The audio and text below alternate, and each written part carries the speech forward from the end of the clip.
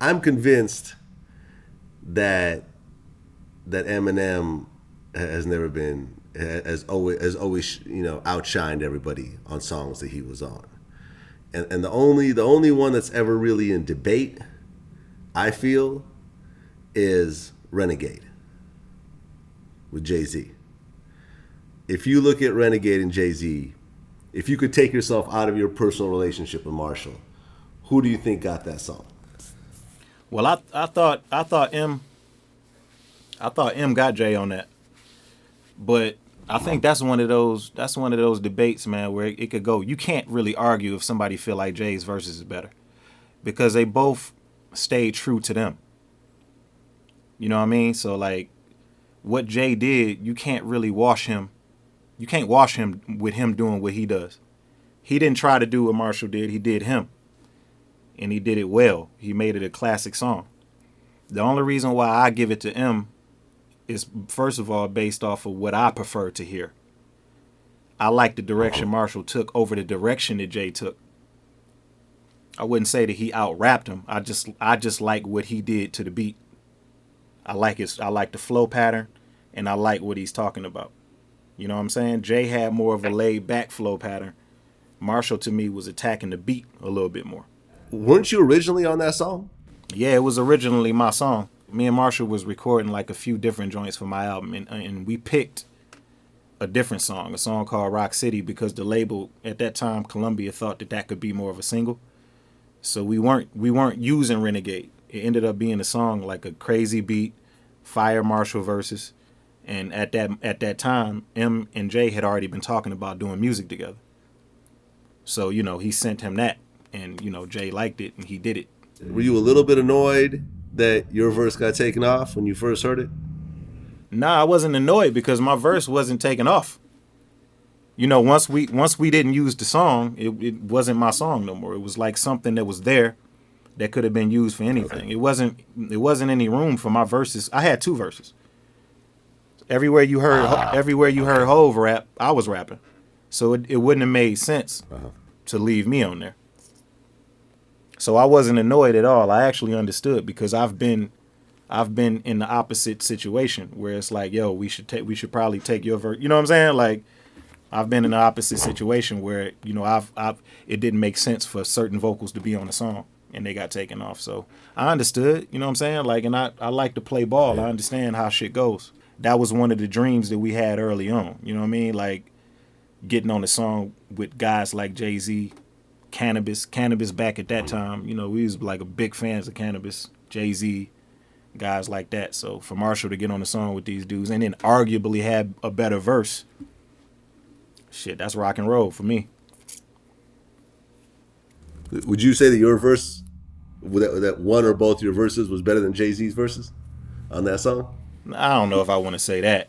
It again, it goes back to I didn't do what he did. I went a different direction. So it really would just come down to what direction you prefer, The album with you and Eminem, like, that's something that's been discussed forever. But what was really the catalyst to you guys actually saying, we're really going to put an album out together? Well, we was waiting.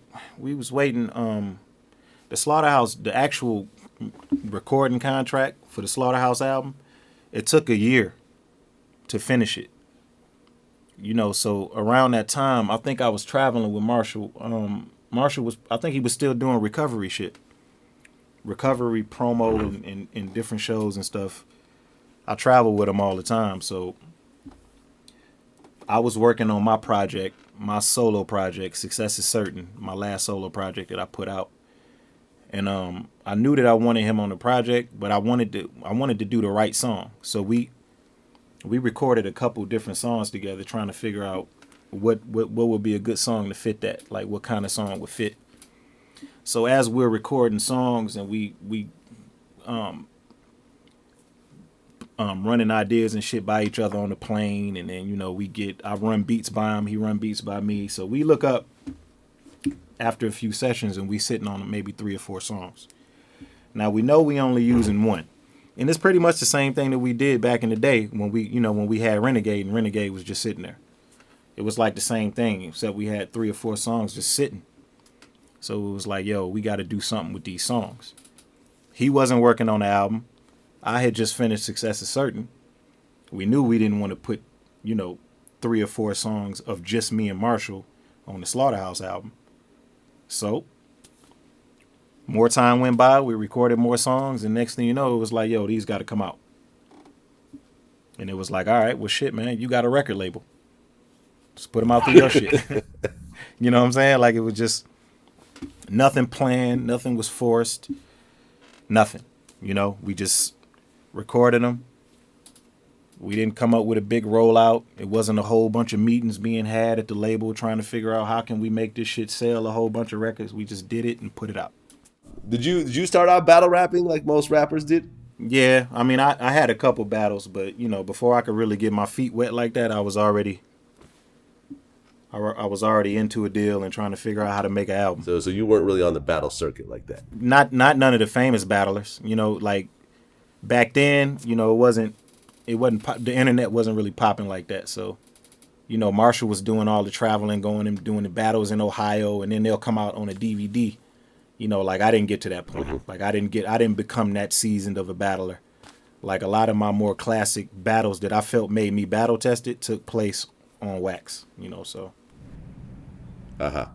Now, if you and Eminem ever battled each other, like just for the fuck of it, like in the studio, like fucking around? Nah, that never happened. It was one time, man, like I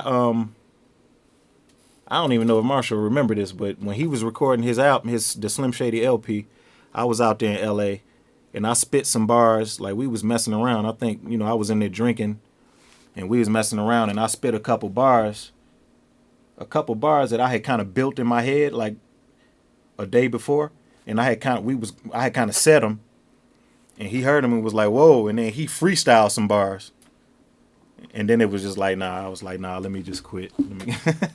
I was like, yeah, I ain't about to try and do that. No, that because I was back then when that freestyling, because he did a lot of freestyling, like a lot of those battles that he had. I think he might have had lines stockpiled in his head, but a lot of that shit was freestyling. The way that he was able to connect those lines together on the spot like that, like, was crazy. A few people have called out Eminem to battle. I think Loaded Lux did. If Eminem got into battling, do you think anyone could really see him these days? I don't know, man. That's a good question. I mean, if I had to, I don't have a lot. I always said, I'm well documented with saying I don't have any faith in any established rapper, especially one that's been programmed to make albums for some years in a row. I don't have any faith. I don't care how good he is with somebody jumping into the battle rap ring, because that part of it has evolved so much. That shit that Lux and them and Disaster and them, that shit that they do, man, is some other shit. They like it's like going from the Globetrotters to the And1 players. Right. They've added so many layers, and I don't think people give them the credit that they deserve, how talented they got to be to do that kind of shit. And then you talking about Lux and Disaster, you talking about the best of the best. You know what I mean? So if I have faith in anybody, Marshall would be one of them. Especially if they gonna get in there and take them light. Because you got to think of it, man. These guys, they're spawns of Eminem, especially Disaster. Yeah. You listen to his technique. You listen to his techniques, the way he flips syllables, the way he's able to connect the syllables. Yo, you are Eminem's child.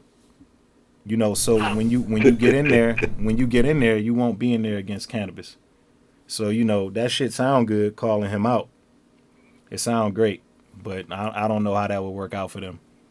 I'm Lux and Disaster, like I love those guys. I think that they fucking, two of the best, but I don't know about that Eminem move. Look, I work with them on Mad. Mm-hmm. Good guys. Mm-hmm. Good heart. Good guys. Give you the shirt off their back. Is it ironic? Is it a coincidence that most of their friends are white and got white wives? They like white women? I mean... And they develop envy because they go home. They get out the car with their friend, with their other partner, and he listening to your music. They walk in the house, they girl listening to your music. They go downstairs, the kids doing a dance to your music. Now they are hypnotized with hatred.